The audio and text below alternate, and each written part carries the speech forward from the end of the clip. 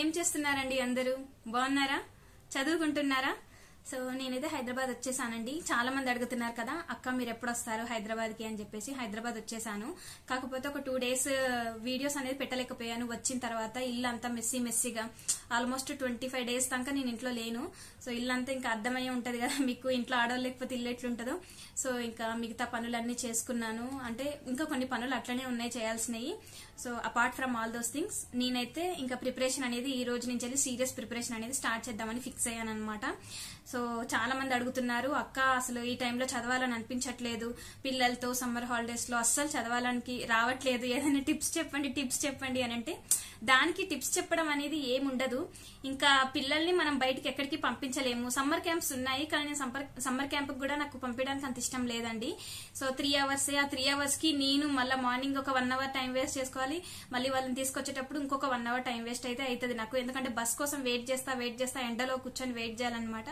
So ఎందుకులే ఇంకా summer camp అని చెప్పేసి వాళ్ళని పంపించలేదు 2 పిల్లలకు ఉంది కానీ నేనే పంపించలేదు పర్వాలేదులే అని చెప్పేసి సో ఇంకా చాలా మంది సబ్జెక్ట్ ఎలా చదవాలి అని చెప్పేసి అడుగుతున్నారు సపరేట్ గా ఒక్కొక్క సబ్జెక్ట్ కి చెప్పండి ఇంకా గ్రూప్ 1 పేపర్ అనాలిసిస్ చేయమని అడుగుతున్నారండి మనము 3rd టైం రాస్తున్నామండి గ్రూప్ 1 ఇప్పుడు ఈ స్టేజ్ లో పేపర్ అనాలిసిస్ అనేది అడుగుతున్నారంటే అది ఒక సిన్సియర్ ఆస్పిరెంట్ అయితే they will not ask question అనమాట ఎందుకంటే మనకు సిలబస్ కాపీ ఉంది బుక్ లిస్ట్ లో చాలా మంది చెప్తూ ఉంటారు నేను కూడా నా దగ్గర ఉన్న బుక్ లిస్ట్ ఏంటి అనేది కూడా నేను చెప్పాను మీకు సో మన దగ్గర ఉన్న ఆల్రెడీ చదువున్నాం కదండి 2 times ఇచ్చినప్పుడు మనం ఆ 2 times అటెంప్ట్ ఇచ్చినప్పుడు ఏదైతే బుక్ లిస్ట్ వాడామో అదే బుక్ లిస్ట్ దీనికి కూడా మనం వాడతాం అంతే సపరేట్ గా ఏంటో ఏమి లేదు మీరు ఎప్పుడో పాత వీడియోస్ చూసి అక్క మీకు ఇలాంటి వీడియో స్టడీ బ్లాగ్స్ పెట్టడానికి టైం ఉంది పేపర్ అనాలిసిస్ చేయడానికి టైం లేదా అంటే 2 months బ్యాక్ మనకి ఇంకా డేట్స్ ఏమి ఇవ్వలేదు ఎగ్జామ్ డేట్స్ కాబట్టి అప్పుడు స్టడీ బ్లాగ్స్ చేశాను అప్పుడు కూడా కరెంట్ అఫైర్స్ అనాలిసిస్ చేయడం అలాంటివన్నీ చేశాను మనకి ఇప్పుడు చాలా తక్కువ టైం ఉంది యూపీఎస్సీ ప్రిలిమ్స్ కి కానీ గ్రూప్ 1 ప్రిలిమ్స్ కి కానీ చాలా తక్కువ టైం ఉంది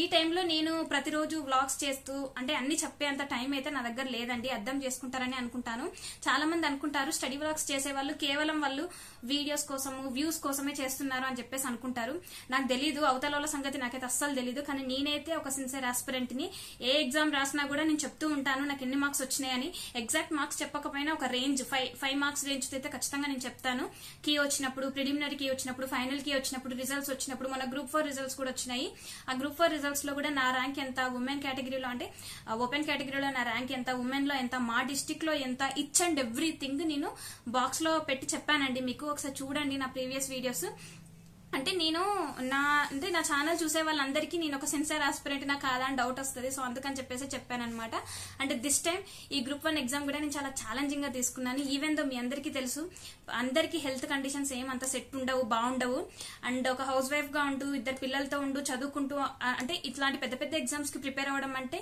it's a very big challenge అనమాట ఒక మదర్ గా నాకు ఎనీహౌ నేనైతే నా సాయ శక్తులా ట్రై చేస్తున్నాను ఒక మంచి ర్యాంకర్ గా మీ ముందుకు రావాలనేదే నా చిన్న ఉద్దేశం అనమాట అయితే మీరు చాలా మంది వెయిట్ చేస్తుంటారు ఈ న్యూస్ కోసము సో చెప్తానండి అయితే నేను ఫ్రైడే రోజు అండి మీ అందరికి చెప్తూ ఉంటుంటాను కదా నేను నాతో పాటు ఈ ప్రిపరేషన్ లో ఒక సిస్టర్ అంటే ఇద్దరం కలిసి చదువుతాము అని చెప్పేసి తను నా పక్కన లేకపోయినా తను వేరే ప్లేస్ లో నేను వేరే ప్లేస్ లో ఉండి చదువుకుంటున్నప్పటికీ we use to share our resources మేము మాట్లాడుకునే వాళ్ళు డిస్కస్ చేసుకునే వాళ్ళం అనమాట ఎగ్జామ్స్ టెస్ట్ సిరీస్ కలిసి ఇద్దరం కలిసి రాసే వాళ్ళము మార్క్స్ ఎన్ని వచ్చినాయి ర్యాంక్ ఎంత వచ్చింది అని చెప్పేసి ఒకవేళ ఎక్కడన్నా తక్కువ ఉంటే తను ఇలా చేయండి అక్క అని తను చెప్పేది నేను అరే ఇక్కడ తక్కువ ఉన్నావా నువ్వు ఈ పీడిఎఫ్ చూడు అని we use to discuss everything అనమాట సబ్జెక్ట్ పరంగా కానీ ఎగ్జామ్ రాసిన తర్వాత ఎగ్జామ్ రాయబోయే ముందు ఏమి స్ట్రెస్ చేసి చదవాలి అని చెప్పేసి మేము చాలా డిస్కస్ చేసేవాళ్ళం అనమాట నేను ఎప్పుడు చెప్తుంటాను కదా తను ఖచ్చితంగా ఈసారి యూపీఎస్సీ ర్యాంకర్ అవ్వచ్చు లేదంటే గ్రూప్ 1 ర్యాంకర్ అవ్వచ్చు అని చెప్పేసి ఇప్పుడు ఆ ఎగ్జామ్స్ 2 రాయలేదు కాబట్టి తనకు వస్తుంది ఖచ్చితంగా ర్యాంక్ వస్తుంది కాకపోతే తను పాలిటెక్నిక్ లెక్చరర్ కూడా జాబ్ అప్లై చేసిందండి తను నాకు కూడా చెప్పింది అక్క అప్లై చేయండి అని కానీ మర్చిపోయాను ఎగ్జామ్ లాస్ట్ డేట్ అప్పుడు గుర్తు చేసుకుని ఇంకా లాభం లేదు అని చెప్పేసి ఇక వదిలేశాను తను రాసింది అంతా ఇంత ర్యాంక్ కాదండి స్టేట్ ఫస్ట్ ర్యాంక్ అసలు నేనైతే అసలు నమ్మలేకపోయాను అసలు అంటే తన మీద నమ్మకం ఉంది కాకపోతే ఫస్ట్ ర్యాంక్ అనేది అస్సలు నాకైతే షాక్ అనమాట నాకే ఎంత సంతోషంగా ఉంటే తనకు ఆ సిస్టర్ కి ఎంత సంతోషంగా ఉందో ఐ కెన్ ఇమాజిన్ అయితే తను రిజల్ట్స్ వచ్చిన రోజు అండి రిజల్ట్స్ వచ్చిన రోజు ఎప్పుడు మనకి టీఎస్పీఎస్సీ నైటే రిలీజ్ చేస్తుంది కీ అయినా రిజల్ట్స్ అయినా ఆల్మోస్ట్ నైట్ అట్లా పెడతా ఉంటది కదా సో రిజల్ట్స్ వచ్చాయి తను పెట్టింది అనమాట నైట్ 11 అట్లా మెసేజ్ పెట్టింది అప్పుడు కరెంట్ పోయింది సర్లే టార్చ్ ఆన్ చేద్దామని ఆన్ చేశాను అక్క రిజల్ట్స్ వచ్చినాయి పాలిటెక్నిక్ రిజల్ట్స్ వచ్చినాయి అని చెప్పేసి లిస్ట్ పంపింది లిస్ట్ పంపింది, కానీ తన నెంబర్ తెలియదు కదా, ఎట్లా చెక్ చేయాలని చెప్పేసి అనుకుంటే తన హాల్ టికెట్ నెంబర్ ఆ రూల్ నెంబర్ కనబడేటట్టుగా స్క్రీన్ షాట్ చేసి పంపింది. ఇప్పుడు దీన్ని నేను అక్కడ ఎట్లా సెర్చ్ చేయాలి అని చెప్పేసి నేను వెతుకుతున్నా అనమాట. కానీ మనకు ఫస్ట్ నెంబర్ 1 నుంచి కనబడదు కదా. సో నేను ఆ లాస్ట్ 3 డిజిట్స్ చూసి మొత్తం అంతా వెతుక్కుంటూ వచ్చిన తర్వాత నెంబర్ కనబడలేదు అని చెప్పేసి స్టార్టింగ్ నెంబర్ చూసాను అనమాట. స్టార్టింగ్ నెంబరే తనది. అసలు రియల్ గా నేనైతే ఎంత షాక్ అయిన, ఫోన్ పక్కకి పెట్టేసి ఒక రకమైన సంతోషం. ఎందుకంటే మనతో ఉండి మనతో పాటు చదివిన వాళ్ళల్లో స్టేట్ ఫస్ట్ ర్యాంక్ అంటే అసలు చాలా అంటే చాలా హ్యాపీగా అనిపించింది నాకు. తను కూడా చాలా బాగా, అంటే అసలు ఇక అవధులు లేవు. ఫస్ట్ ర్యాంక్ అంటే ఎవరికైనా సంతోషం ఉంటది కదండి.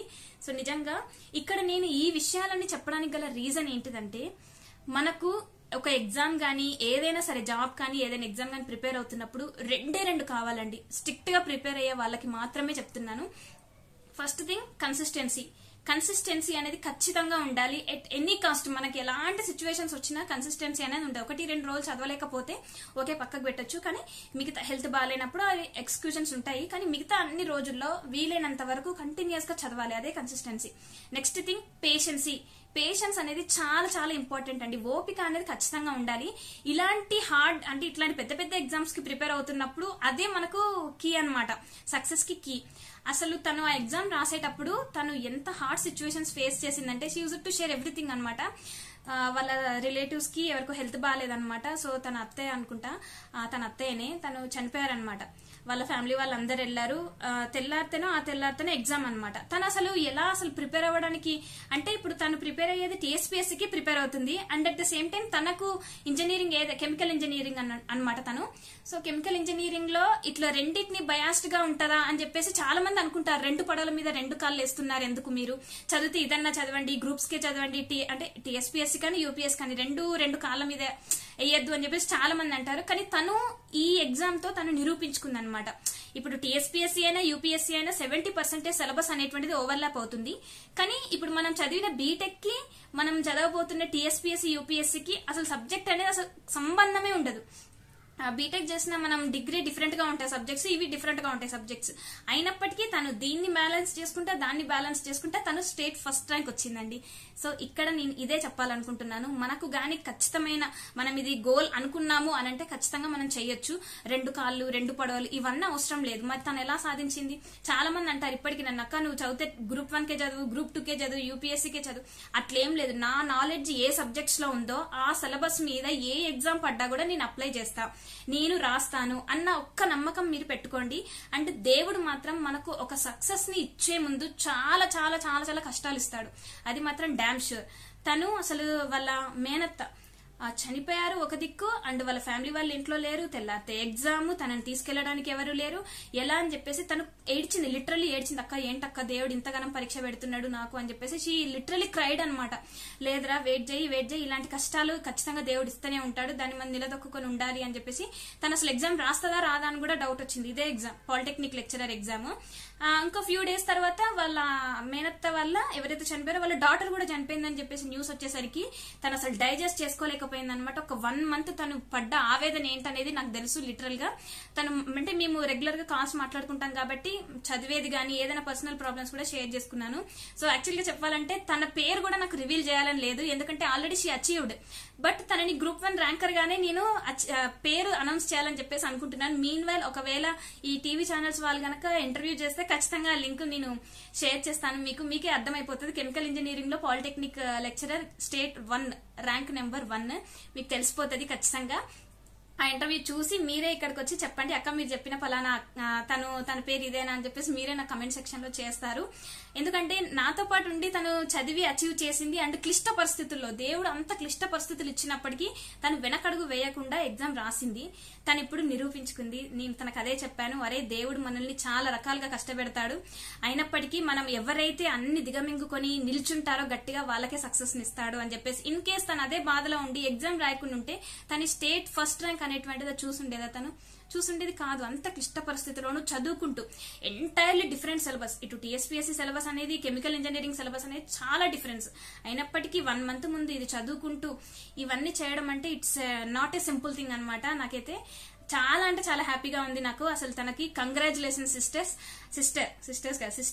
అండ్ అంటే ఇంకా 2-3 కూడా ఉన్నారు. వాళ్ళ గురించి కూడా నేను తర్వాత చెప్తాను. వాళ్ళది వేరే అన్నమాట. మన ఛానల్లో చాలా మంది ఏఎస్ఓ ఇంకా చాలా మంది ఉన్నారనమాట. సో వాళ్ళందరి గురించి చెప్పుకుంటూ వెళ్తే అసలు నాకు చాలా ప్రౌడ్ గా ఉందన్నమాట. మన ఛానల్లో ఉన్న వెల్ విషర్స్, బ్రదర్స్, సిస్టర్స్ ఇంత మంచి మంచి ర్యాంక్స్ సాధిస్తుంటే నేనే సాధించినంత హ్యాపీగా ఉందన్నమాట. నా ఓన్ సిస్టర్, నా ఓన్ బ్రదర్ వీళ్ళు సాధించినంత హ్యాపీగా ఉంది. సో నేను చెప్పబోయేది ఒకటే, ఇప్పుడు చాలా మంది అంటున్నారు కదా అక్క సమ్మర్ లో పిల్లలతో చదువుకోలేకపోతున్నాము ఎలా ఎలా ఎలా అని చెప్పేసి. అందరికీ కష్టాలనే అందరికీ వస్తాయి. ఏ ఒక్కరి ప్రిపరేషన్ అనేటువంటిది స్మూత్ గా ఉండదు, ఎలాంటి ప్రాబ్లమ్స్ లేకుండా అట్లా ఎవ్వరికీ ఉండదు. ప్రతి ఒక్కరు ర్యాంక్ 1, ర్యాంక్ 2 ఎవరైనా సరే ఖచ్చితంగా కష్టాలు అనేటువంటి దేవుడు పెడతాడు. మనం వాటిని అప్పుడే మీరు అనుకోలేకే నాకు ఇన్ని కష్టాలు ఇస్తున్నాడు, దేవుడు నాకు సక్సెస్ ఇస్తాడేమో అని చెప్పేసి ఆ ఒక్క పాయింట్ మైండ్ లో పెట్టుకొని చదవండి.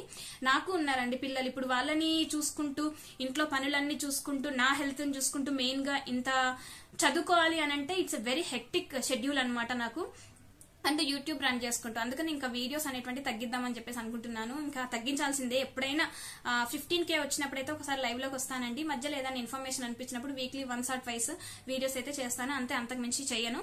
అండ్ ఇంకొక థింగ్ ఏంటిదంటే చాలా మంది అక్క అసలు సబ్జెక్ట్ ఈ టైంలో ఏ సబ్జెక్ట్స్ కి ఎక్కువ ఇంపార్టెన్స్ ఇవ్వాలి అని చెప్పేసి అడిగారు. That is a valid question. మీరు సబ్జెక్ట్ ని ఎట్లా చదవాలి అని అడగకుండా ఈ తక్కువ టైంలో ఏ సబ్జెక్ట్స్ మీద బాగా స్ట్రెస్ చేసి చదవాలి అని చెప్పేసి అడిగారు కదా, అది వ్యాలిడ్ క్వశ్చన్. కాబట్టి I just want to give answer for that question.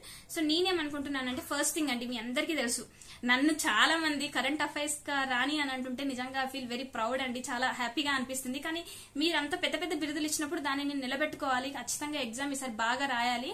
బాగా అంటే నేనేమి ఫస్ట్ ర్యాంక్ రావాలని ఏమనుకో, జస్ట్ పాస్ మార్కులు వస్తే చాలు మనకి ఈసారి టీఎస్పీఎస్సీ గ్రూప్ 1 లో. సో అందరు అదే మైండ్ లో పెట్టుకోండి. మనకు 100, 120, 150 ఇవన్నీ రావాల్సిన అవసరం లేదు. ఇప్పుడు అంతా ఓపెన్ చేసేసారు కాబట్టి 75 to 80+ వస్తే మనకు ఒక సేఫ్ స్కోర్, మనం ఖచ్చితంగా క్లియర్ చేస్తాము అని చెప్పేసి అయితే ఒక ఆలోచన. మాక్సిమం 80+ రావాలని నేను అనుకుంటున్నాను. సో ట్రై చేయాలండి. మనం ట్రై చేయకుండా రావాలి అనేది తప్పు. మనం ఎంత కష్టపడతామో అంతే రిజల్ట్ వస్తుంది. గుర్తుపెట్టుకోండి, రిజల్ట్ అనేటువంటిది పాజిటివ్ వచ్చిందంటే దట్ మీన్స్ యూ స్ట్రగుల్డ్, అంటే మీరు ఖచ్చితంగా మీరు దానికోసం కష్టపడ్డారు కాబట్టి మీకు పాజిటివ్ గా మీకు మార్క్స్ వచ్చినాయి అని అనుకోండి. ఇన్ కేస్ పాజిటివ్ గా రాలేదంటే, నెగిటివ్ గా వచ్చిందంటే మీరు దాన్ని ఇంప్రూవ్ చేసుకోవడానికి ట్రై చేయండి. అంతేగాని ఇంకా నేను దేనికి పనికిరాను అని చెప్పేసి ఆ నెగిటివ్ గా పెట్టుకోకండి. ఈ టైంలో ఫస్ట్ థింగ్ కరెంట్ అఫైర్స్ అండి. నేను ఎప్పుడు చెప్పినా ఫస్ట్ థింగ్ కరెంట్ అఫైర్స్ అనే చెప్తాను. ఎందుకంటే డెఫినెట్ గా మీరు ఎగ్జామ్ వచ్చిన తర్వాత కరెంట్ అఫైర్స్ ని నమ్ముకొని పోయి వచ్చిన వాళ్ళకి ఎంత ప్లస్ ఉంటుందో మీకే తెలుస్తుంది. Current affairs, polity, history, geography, ఇవి 4 మెయిన్. నేనైతే కరెంట్ అఫైర్స్, హిస్టరీ, పాలిటీ ఈ 3 బాగా అంటే బాగా సాధన చేస్తాను. కొన్ని ఎగ్జామ్స్ ఎట్లా ఉంటాయి అంటే అన్ని సబ్జెక్ట్స్ ఖచ్చితంగా చదవాలి. ఇట్లా ప్రిలిమ్స్ లాంటి ఎగ్జామ్స్ ఏంటిదంటే ఒకవేళ మనం ఒక సబ్జెక్ట్ చదవలేకపోయినప్పటికీ మిగతా 2 సబ్జెక్ట్స్ బాగా సానబెట్టుకున్నాం అనుకోండి, మిగతా సబ్జెక్ట్స్ కి ఖచ్చితంగా మనం ప్రిలిమ్స్ క్లియర్ చేయొచ్చు. నాకు మరీ 100, 150 మార్కులు రావాల్సిన అవసరం లేదు. ఒక 80, 75, 80 అట్లా అన్ని మార్క్స్ వస్తే సరిపోతుంది. సో వాటికి ఎంత కృషి చేయాలో అంత కృషి చేస్తాం.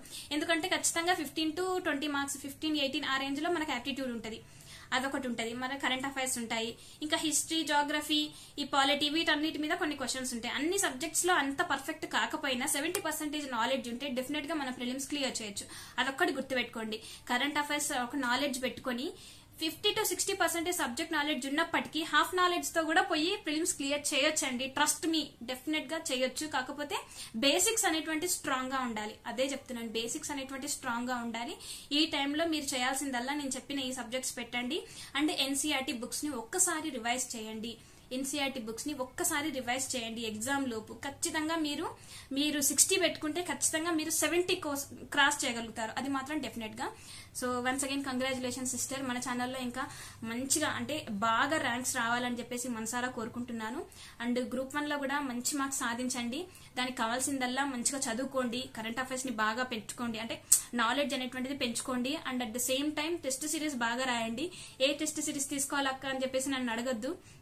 మార్కెట్ లో మీకు తెలిసే ఉంటది ఏంటి ఇప్పుడు ఏది నేను చెప్పినా కూడా దాన్ని వేరే తిరిగి పొట్రేట్ చేస్తున్నారు, నాకు అది నచ్చట్లేదండి. సో అందుకనే నేను ఏది ఫాలో అవుతున్నానని చెప్పినా కూడా దాన్ని కూడా నెగిటివ్ వేలోనే అర్థం చేసుకుంటున్నారు. సో నేనైతే అది చెప్పలేను. ఇంకా నేను ఏదైతే అంటే టెస్ట్ సిరీస్ నేను ప్రాక్టీస్ చేస్తాను ఖచ్చితంగా. ప్రతిదీ ఫ్రీగా దొరకాలని అంటే మాత్రం దొరకదండి. అందుకనే నేను కొన్ని డబ్బులు అయితే పక్కకు పెట్టుకున్నాను. సో ఆ డబ్బులతోటి నాకు కావాల్సిన ఇంకా కొన్ని బుక్స్ కొనేటివి ఉన్నాయండి. ఆ బుక్స్ కొనుక్కోవాలి నేను. అంటే ఇంకా 1 month తర్వాత కొనుక్కున్న యూజ్ లేదు. సో అందుకే ఈ టైంలోనే కొనుక్కోవాలి. చదివిన అంటే కొన్న బుక్ ఖచ్చితంగా 300 పేజీలు ఉందనుకోండి, ఖచ్చితంగా చదవాలంటే అట్లీస్ట్ మనకు 2-3 వీక్స్ అనే టైం పడుతుంది కదా. సో నేనైతే ప్రెసెంట్ ఇవన్నీ చదవాలి. అండ్ పీవైక్యూస్ అండి, అన్ని previous year question papers UPSC కూడా ఖచ్చితంగా పీవైక్యూసే మనకు మెయిన్ అన్నమాట. సో ఇవన్నీ చదువుకోవాలి. నేను రాసిన షార్ట్ నోట్స్ అన్ని తీసి ఒకసారి మళ్ళీ రివైజ్ చేయాలండి. హిస్టరీ, పాలిటీ, ఎకనామీ, జాగ్రఫీ ఇవన్నీ ఒకసారి చదువుకోవాలన్నమాట నేను కూడా. సో ఇవన్నీ చదివి కరెంట్ అఫైర్స్ మళ్ళీ ఒకసారి రివిజన్ చేయాలి. జనవరి నుంచి మే వరకు అయితే ఖచ్చితంగా చూడండి. మీరు మధ్య మధ్యలో నేను కనిపిస్తూ ఉంటాను మీకు వీడియోస్ రూపకంగా. అంటే ఎట్లనన్నా సరే మీకు పాజిటివ్ వైబ్స్ రావడం కోసం చెప్తానండి. కాకపోతే చదువుకోండి, టైం అయితే వేస్ట్ చేయకండి. వీఆర్ ఆల్మోస్ట్ అంటే మనము వచ్చేసాము, ఇంకా ఎగ్జామ్ పోస్ట్ పోన్ అవుతుందా అన్న ఉద్దేశంతో కూడా చాలా మంది ఉంటుంటారు. ఎగ్జామ్ అయితే పోస్ట్ పోన్ కాదు. అండ్ దిస్ టైం ఖచ్చితంగా గ్రూప్ 1 టాపర్స్ బయటకు వస్తారన్న నమ్మకం అయితే నాకు ఉంది. అంటే ఎగ్జామ్ అయితే క్లియర్ గా జరుగుతుంది, సాఫీగా జరుగుతుందా అని అనిపిస్తుంది నాకు. చూడాలి ఏం జరుగుతుందో. సో అంతేనండి. వీడియో నచ్చితే లైక్ చేయండి అండ్ నచ్చితేనే సబ్స్క్రైబ్ చేసి సపోర్ట్ చేయండి. ఓకేనా? Thank you so much for watching this video అండి. మిగతావి అక్క మీరు చెప్తాను అని చెప్పేశారు, మధ్యలోనే వదిలేశారంటే సీరియస్లీ టైం అస్సలు సరిపోవట్లేదండి. హైదరాబాద్కి వచ్చేసాను, బుక్స్ అన్ని ఇప్పుడు నా దగ్గర ఉన్నాయి. బుక్స్ దగ్గర పెట్టుకుని కూడా చదవలేకపోతే ఐ ఫీల్ రిగ్రెట్, చాలా ఫీల్ అవుతాను నేను. సో నేను మీలాంటి ఒక ఆస్పిరెంట్నే. ఖచ్చితంగా మనందరం కలిసి మంచిగా చదువుదాం, ఒకరికొకరం కాంపిటీషన్ ఇచ్చుకుందాం. సరేనా? అంతేనండి. Bye bye, see you next video.